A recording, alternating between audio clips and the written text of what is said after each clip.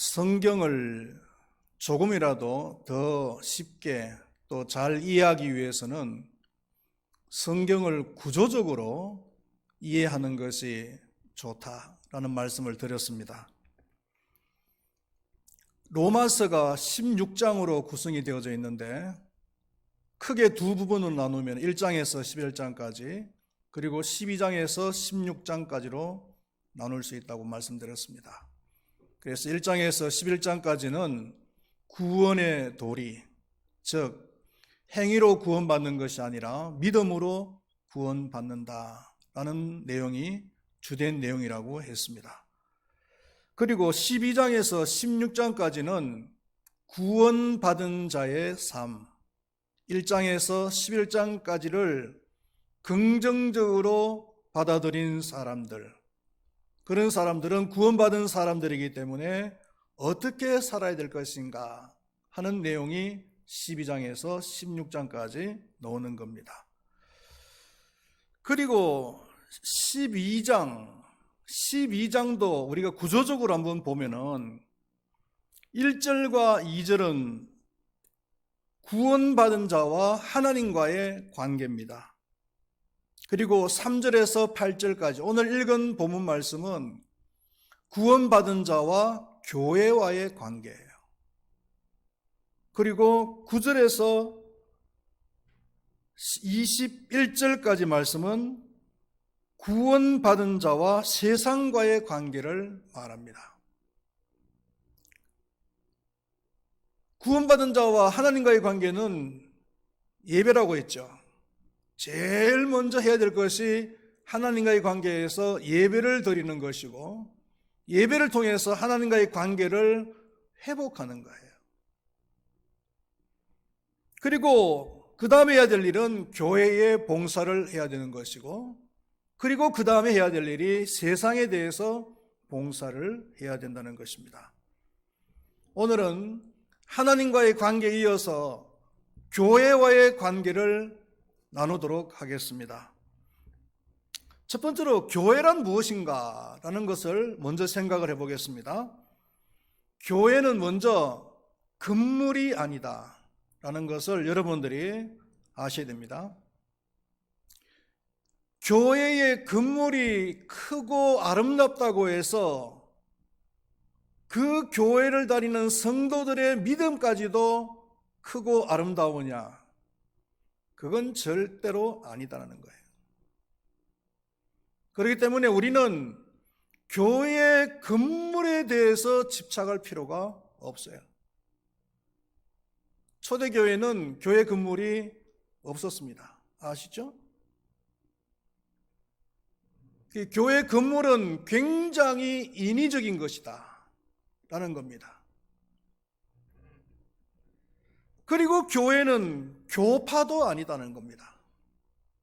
장로교도 있고 침례교도 있고 감리교도 있고 성결교도 있지만 우리는 여러 교파들 가운데서 어느 교파에도 얽매일 필요가 없어요. 장로교 교인들만 천국 가는 거 아닙니다.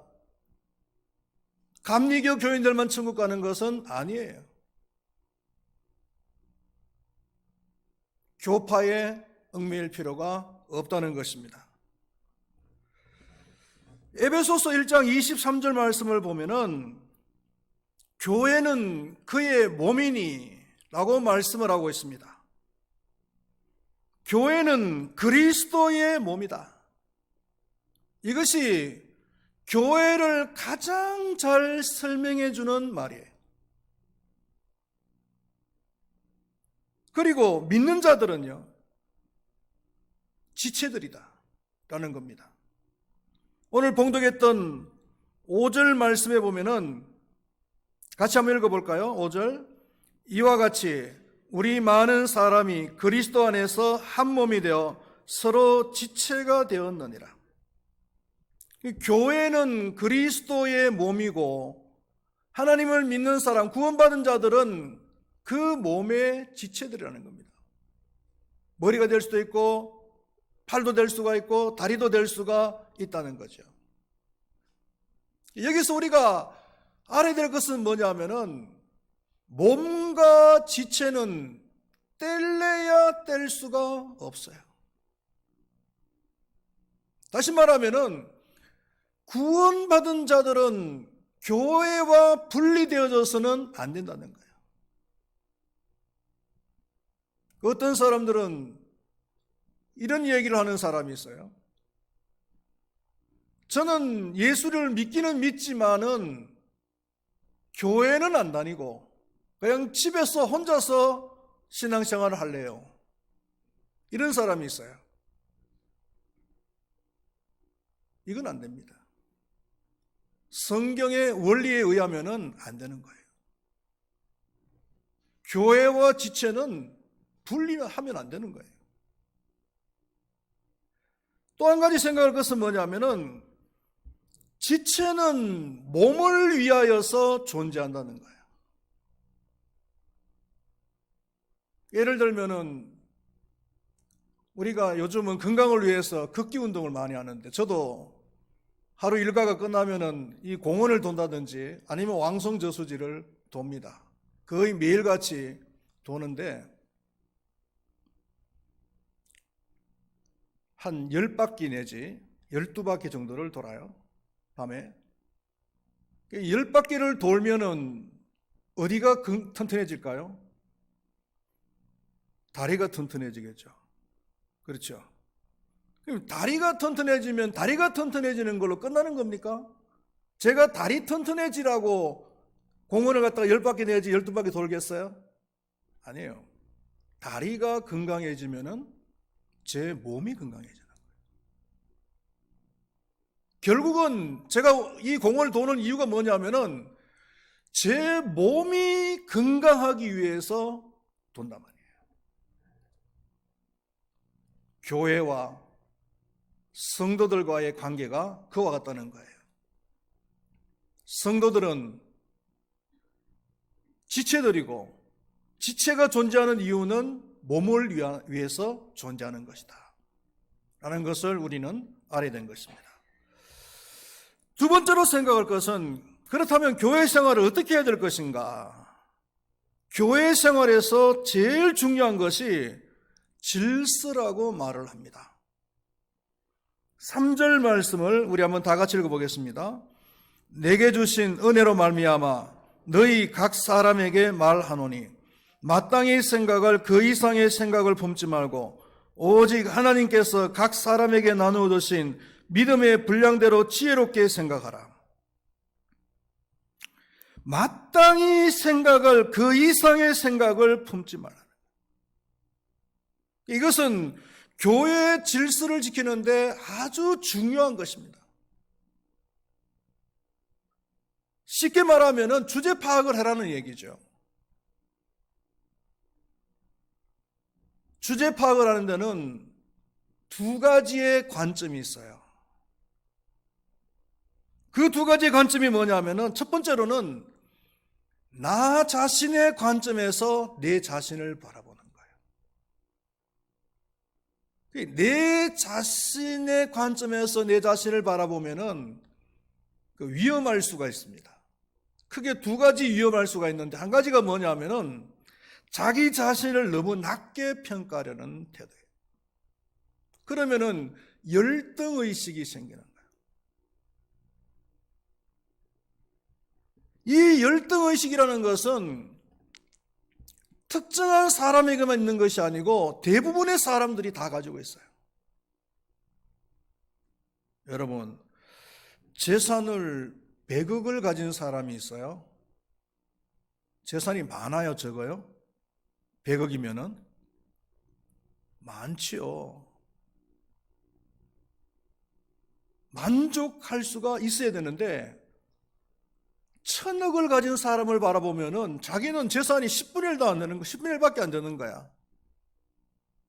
그러니까 그 1000억을 가진 사람에 비하면 자기는 열등감을 가지는 거예요. 24평 아파트를 가지면은 감사해요, 감사 안 해요? 감사해요, 감사 안 해요? 감사하지요. 전세금을 떼어가지고 자살하는 사람도 있는데 24평 아파트 소유는커녕 대출 받아가지고 전세를 갖다가 들었더니 그 사기꾼들에게 속아가지고 떼어서 자살하는 사람이 지금 많이 생기잖아요. 그런 사람에 비하면은 24평 아파트라도 내 등기로, 내 소유로 가지고 있다는 것은 이건 너무나 감사한 일이에요. 행복한 일입니다. 그런데 34평을 가진 사람을 보면은요, 난 뭐야? 이러면서 운매 기주고, 그러면서 열등의식을 가진단 말이에요. 자기 자신을 너무 낮게 평가를 해요. 이런 사람은요, 좌절을 쉽게 하게 되고 의욕 상실, 자기 학대, 그리고 더 나아가서는 자살까지 합니다. 반대로 자기 자신을 너무 높게 평가하려는 사람이 있어요. 또 자신이 굉장히 잘난 줄 알고 우월감에 젖어 있는 사람이 있단 말이죠. 쉽게 이야기하면은 교만한 사람이에요. 그 어떤 사람이 교만한 사람이면은 쉽게 화를 잘 내는 사람, 아니면은 쉽게 상처를 잘 받는 사람. 한번 자기 자신을 한번 생각해 보세요. 야, 나는 화를 잘 내는 사람인지, 쉽게 상처를 받는 사람인지. 나는 이 정도의 사람인데, 이 정도로 높은 사람인데 왜 그 내 높이에 맞게 대접을 안 해주냐 이거죠. 그러니까 화가 나죠. 아니면 상처가 되는 거예요.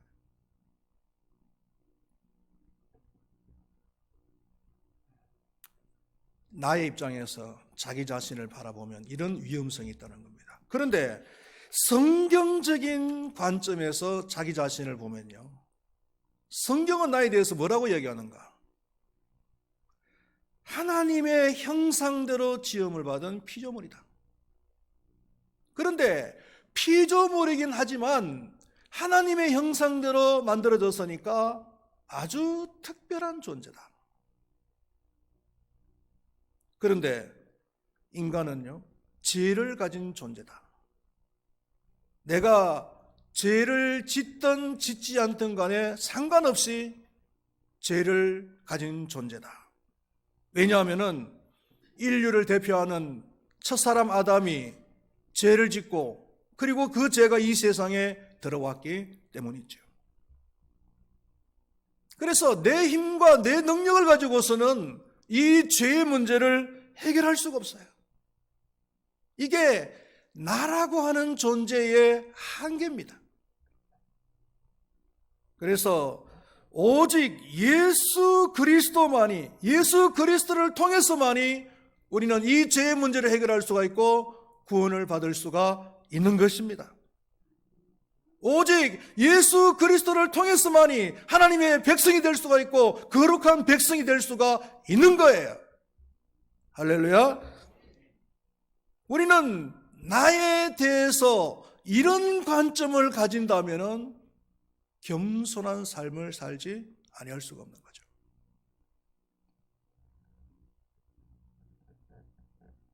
교회에 지체된 자들이 자기 위치를 지키지 아니하면은 교회는 질서를 잃어버리게 될 것이고 평안을 유지할 수가 없는 것입니다. 하나님은 질서의 하나님이세요. 이 질서를 깨트리는 자가 누구냐 하면은 사탄이에요, 사탄. 사탄 자신이 질서를 깨트리다가 망했잖아요. 피조물이면 피조물답게 해야 되는데 하나님처럼 되려고 하다가 질서를 깨트린 거잖아요. 결국은 하나님 앞에 심판받아서 쫓겨나는, 멸망을 당하는 그런 꼴을 당한 거죠.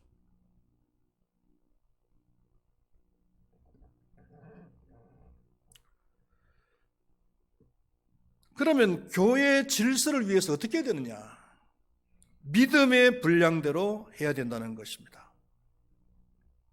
교회는 믿음의 공동체입니다. 모든 일의 기초, 교회 안에서 일어나는 모든 일들의 기초는 믿음이어야 된다는 거예요. 물론 교회 안에서도 장유 유서의 질서가 있긴 있어야 되죠. 우리 교회 안에서도 보면은 명절날 선물을 드릴 때는 연세 드신 분들만 드리는 거예요. 젊은 사람들은 감히 받을 생각하지 마. 70세까지는 받을 생각도 하지 마라. 71세 이상만 선물을 드리는 거예요. 이게 노인분들을 우리가 존경하는 의미에서 하는 거예요. 또 저는 음식을 먹을 때는 반드시 연세 드신 분부터 먼저 저는 드립니다. 숟가락을 놔도 장유 유서대로 숟가락을 놓습니다. 함부로 안 놔요. 그런 거는 장유 유서 순서 질서를 지켜드리는 것이 좋죠. 그러나 장유 유서의 질서보다 더 앞서는 것이 있다면은 믿음의 질서라는 거예요. 예를 들면은 교회의 직분, 장로의 직분이 있다라고 생각했을 때 이 장로의 직분을 장유 유서대로 할 수 있겠습니까? 연세가 높은 순서대로 장로를 합시다. 이게 가능할까요? 아마 여러분들께서는 아니야 그러실 거예요. 안 됩니다.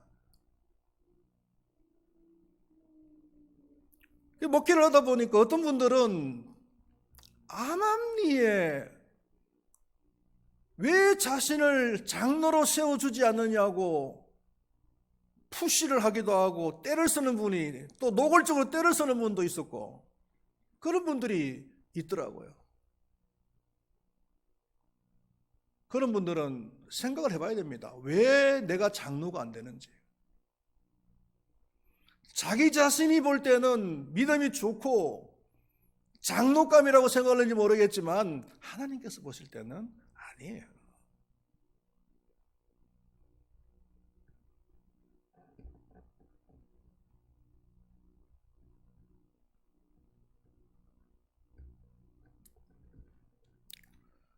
교회 안에 사람들마다 그 믿음의 분량은 다 차이가 있다는 거예요. 믿음의 분량이 똑같지는 않아요.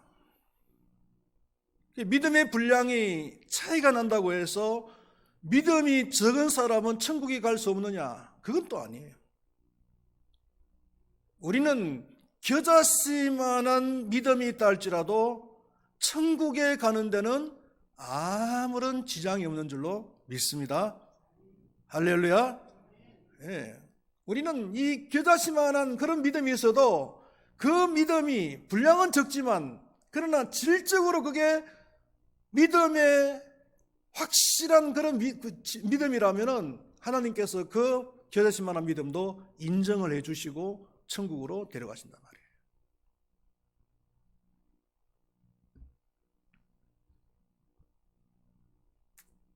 그렇지만 교회 안에서 믿음의 분량이 적은 사람들에 대해서 절대로 우리는 비판을 하면 안 돼요. 교회 다니는 사람 중에서 아직까지도 술, 담배를 끊지 못한 사람도 있을 것이고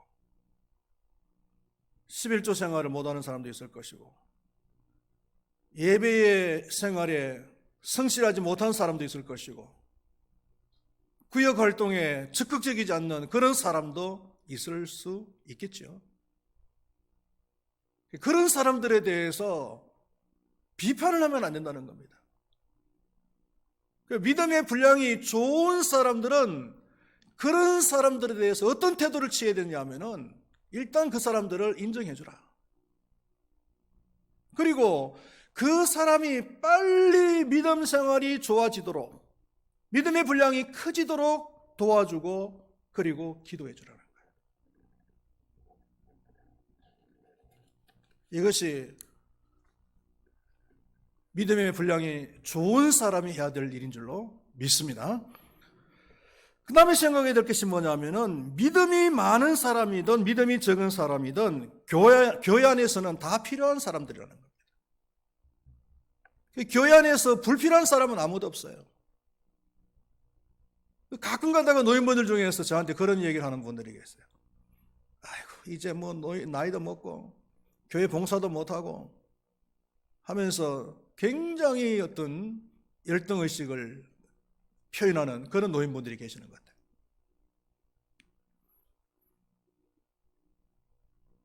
여러분, 우리 사회에서도 마찬가지 아니겠습니까? 우리 사회에서도 노인의 위치는 중요한 거예요.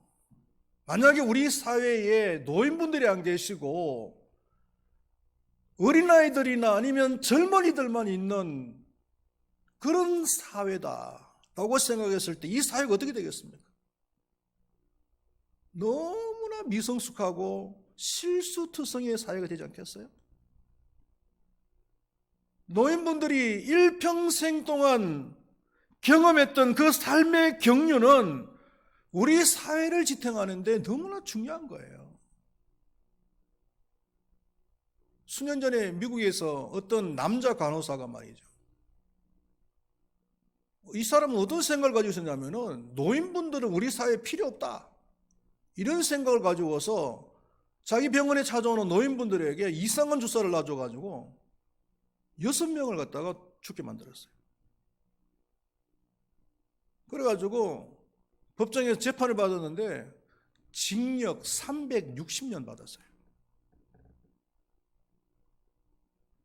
조상 대대로 징역 살아도 다 못 살겠죠.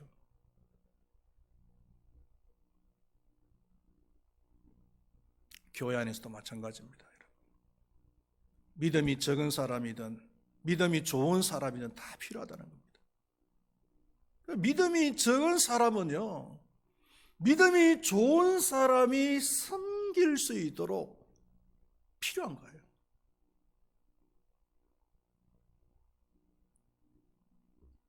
그리고 교회 안에서 우리 노인분들이 필요한 이유는 뭐냐? 저는 목회 경험상 느끼는 것이 뭐냐면요, 우리 노인분들, 연세 드신 분들은 안정된 판단을 하셔요. 판단력이 굉장히 안정됐습니다. 쉽게 요동을 안 해요. 그리고 변함이 없어요. 변함이 없이 그 자리를 지키는 거예요.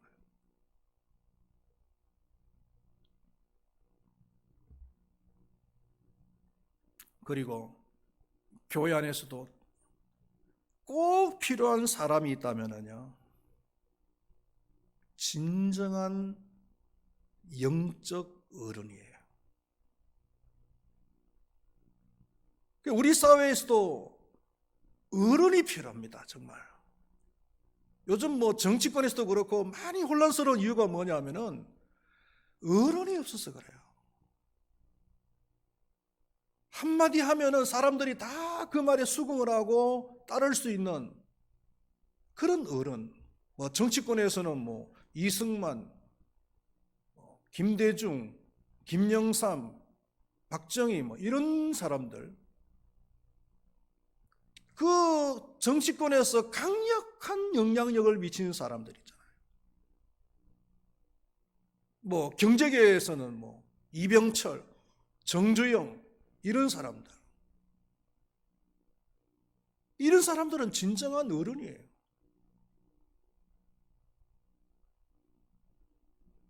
교회 안에서도 마찬가지겠어요.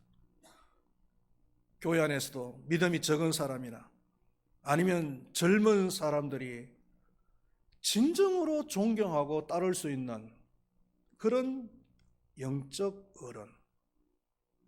교회 안에서 한마디 하면은 젊은 사람들이나 아니면은 믿음이 적은 사람들이 그 말에 동의를 하고 진정으로 따를 수 있는 그런 영적 어른. 정말 교회 안에서 필요한 존재고, 내가 그런 영적 어른이 될 수 있다면은 정말 가문의 영광인 줄로 믿습니다. 네? 말씀을 맺도록 하겠습니다. 교회는 그리스도의 몸입니다. 그리고 구원받은 사람들은 그 몸의 지체들입니다. 지체들은 그 몸을 위해서 존재합니다. 믿는 자들이 교회를 섬길 때 중요한 것은 질서입니다. 마땅히 생각할 그 이상의 생각을 품지 말라고 하였습니다. 다시 말하면 자신의 믿음의 분량대로 섬기면 되는 것입니다. 특히 믿음의 분량이 큰 사람이 되어져서 교회 안에서 영적 어른들이 될 수 있기를 축원드리겠습니다. 기도하겠습니다. 하나님 아버지, 저희들을 사랑하셔서 구원하여 주신 것을 너무나 감사합니다. 하나님께 예배를 통하여 하나님과의 관계가 회복이 되어지고 그 다음에 교회를 섬기는 삶을 살아야 되는데 교회를 섬길 때 무엇보다도 필요한 것은 질서인 줄로 믿습니다. 질서 있는 그런 섬김의 삶을 살기 위해서는 믿음의 분량대로 하는 것이 중요한 줄로 믿습니다. 하나님, 바라기는 우리 금바위교회 모든 성도님들이 믿음의 분량에 큰 사람들이 되게 하여 주시옵소서. 더 나아가서는 교회 안에서 진정한 영적 어른들이 되어져서 교회를 안정되게 이끌어 나갈 수 있으며 모든 성도들에게 존경받고 인정받는 자들이 다 될 수 있도록 하나님께서 도와주시옵소서. 감사합니다. 예수님의 이름으로 기도드리옵나이다. 아멘.